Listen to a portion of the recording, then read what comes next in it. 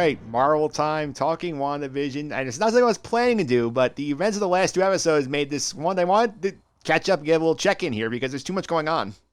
So good. Yeah, I'm so good. it's really incredible, and I will give you one more spoiler warning if you're not caught up on WandaVision, because there's going to be a very big spoiler if you're not, about like 5 seconds. All right, you've been warned. If you've not watched through episode 4 and 5 of WandaVision, get the hell out and go watch it. And I have to say, I can't wait any longer. We got X-Men Quicksilver. Yes, we did. We got him. I was so excited. Oh my God.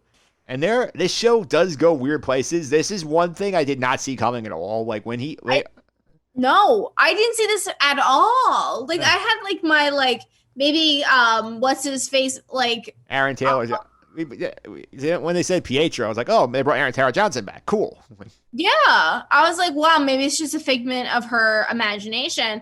But then it was like Quicksilver. I was like, oh shit, the mutants are back. Yeah, and it's Evan Peters' version of Quicksilver from the recent X-Men movies, and I love that version of Quicksilver, so I was excited seeing him up. But I did have WTF on the screen when they cut to him. Yes, I decided, okay, I have a weird sleep schedule. Yeah. So I normally wake up at like 5:30 in the morning, 6 o'clock. I was like, oh, okay, it's Friday morning at 5:30 in the morning. Let's watch WandaVision. So I watched that. And then I was like so wired because I normally can watch an episode and fall back asleep. I was so wired. I did not fall asleep at all. I was so excited. Yeah, a hell of a pull there to get him in the show. He's apparently the series regular, so he's going to be there for probably the rest of the way.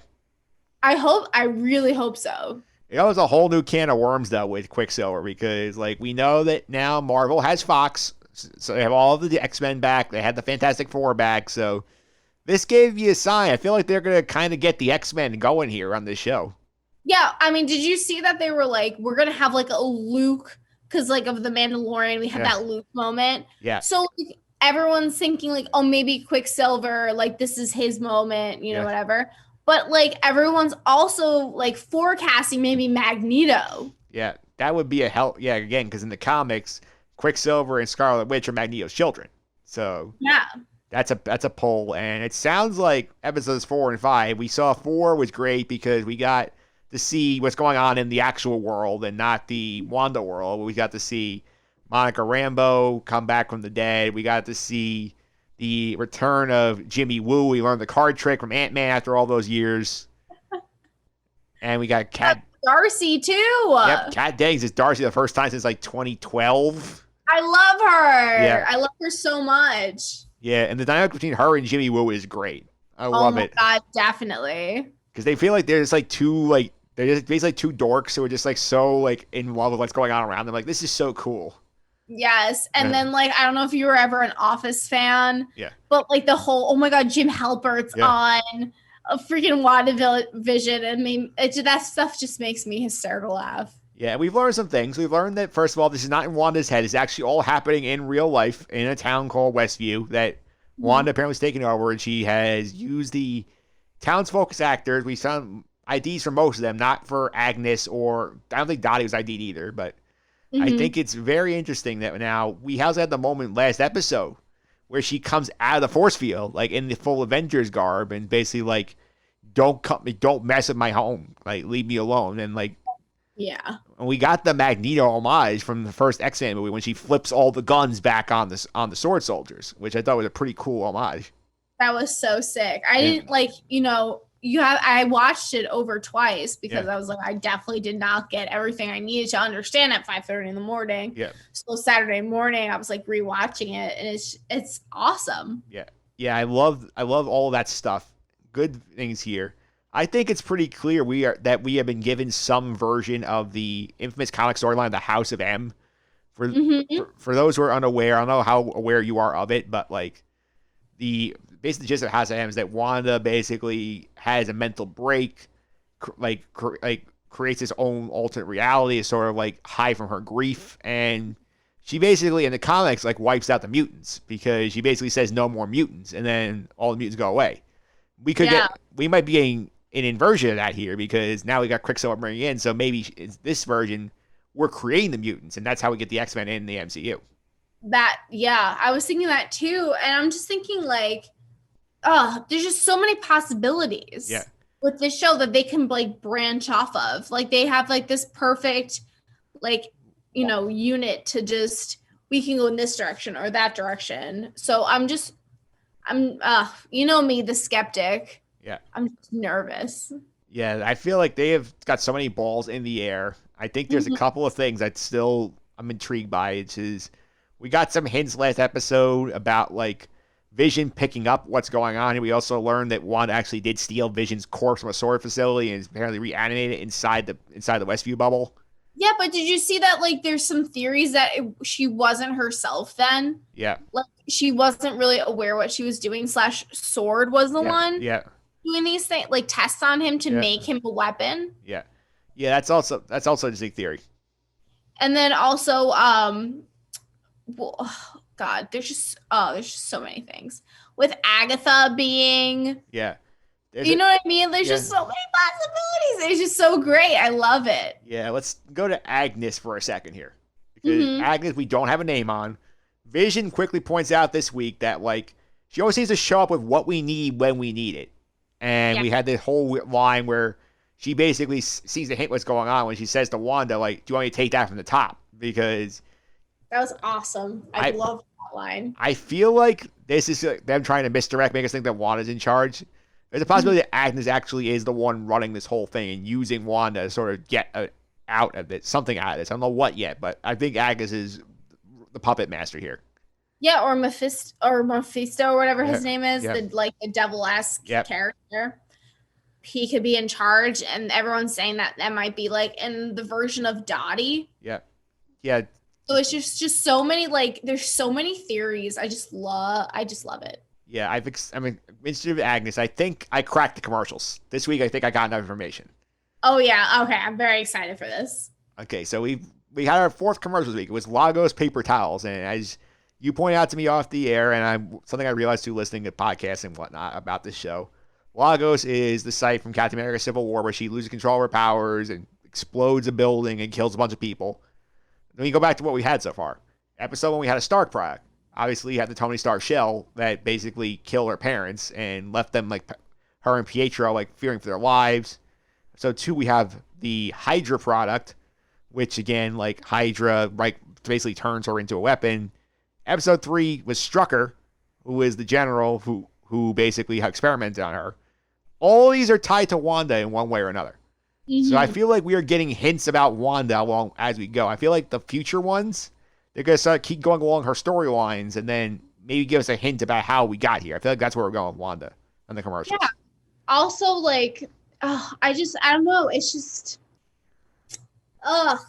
where is it going to go after that, though? You know what I mean? Yeah. So I feel like we're going through her storylines. Then we're going to the future afterwards. They're going to get more of, like, what maybe they're going to tease us about some stuff that could be happening and we haven't been shown on the screen yet.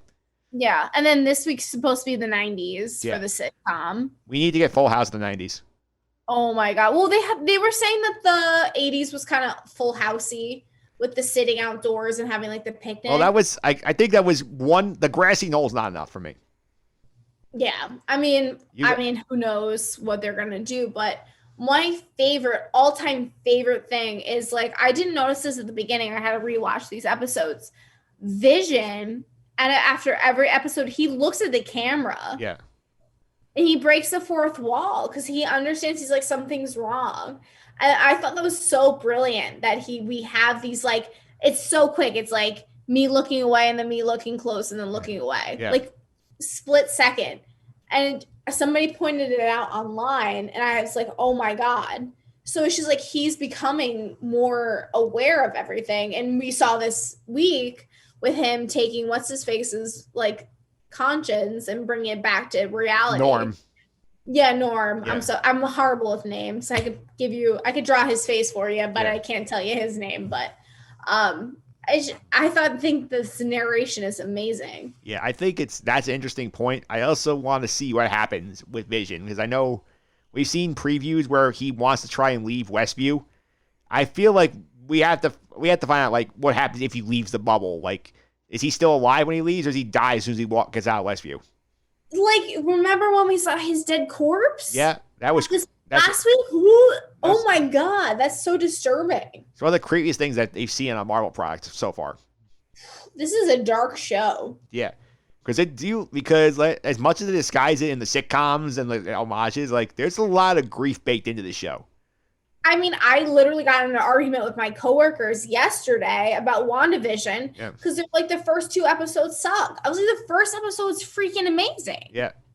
I love the first episode. That one with Deborah Jo Rupp Yeah. with him choking. I know we discussed this earlier, but holy crap, like that was amazing. It was very dark. It's like points of the show gets so dark. Like this week too, episode 5, when the puppy dies and they have to teach the kids about grief. I'm like, this is like such a like it's like a very 80s thing, a very special episode where they like have all those 80s sitcoms had those things where they're dealing with like so and so got hit by a drunk driver, or dad has a drug problem, or Timmy has issues like with dyslexia or something like that. They did a lot of those like after school specials in the 80s.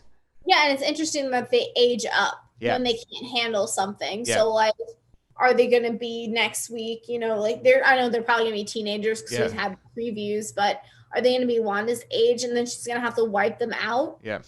I don't even know. This is like, it's nice that I don't know, and I'm very excited for every week. And it's nice that this show has brought back like an once a week thing instead of the binge watching that we're all used to after Netflix and you know certain things come out all at once. Yeah. We can just watch things week by week. Yeah. I think Mando saved the weekly. I think this is sort of this building on that. I think if Mando, like the Mandalorian, didn't do well for shit, we wouldn't have WandaVision in this kind of same streaming aspect. We would have it in a binge watching aspect. Yeah, because you think about the Mandalorian here, like Baby Yoda would not have become as big a cult hit if he was a binge thing. It would have been he's cute, but then every week you had something new with him. Whether it was like one week he's stopping a force rhino, the next week he's drinking a cup of soup, and like you have so many moments that you miss out when you're trying to race through the show and be caught up. Yes, I'm very excited. Side note, my calendar is is Mandalorian, but mostly Baby Yoda focused. And next month, our birthday month, is Baby Grogu with the soup. Oh, that's a good one. Very excited. I'll send you a picture when we hit March. Yeah, so that's going to be fun. And I do look forward to getting through the next 4 episodes of this show. So I'm sure we'll touch back again after the finale and just sort of figure out exactly what happened. I'm still sad that there's only 4 episodes left. Yeah, but then there's Marvel shows the rest of the year. It feels like, because you have a Winter Soldier. Oh my god, I'm so excited! I love Anthony Mackie. Yeah, I love him.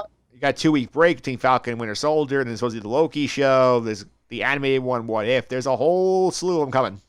So wait, when's Loki coming out though? After Falcon Winter Soldier. So I think in May is what I've been hearing.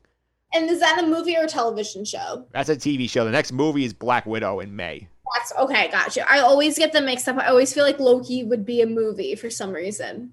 No, I've heard theories online that Loki is being timed out to drop after Black Widow for specific plot reasons.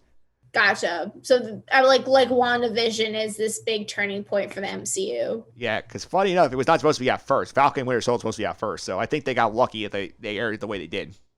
Yeah, I feel like maybe that the Falcon Winter Soldier will be more like traditional, cinematic, than big ideas and introducing different people to the universe. Yeah, so that's a little like we're gonna put a pin in that, say that for the future. And Sam, thanks for all the time. I really appreciate it. Thank you. I'm sorry I get too interested in Marvel. You know what I mean? I hear that. Before I let you go, how can people find on social media? Want to keep on some of the stuff you're up to? We can find me on Twitter at SDROS6 on Twitter, like I said, or you can find me honestly anywhere. Google Sam Derosa. I'm the one who looks blonde, who is now brunette in these YouTube Zoom meetings. And not the singer.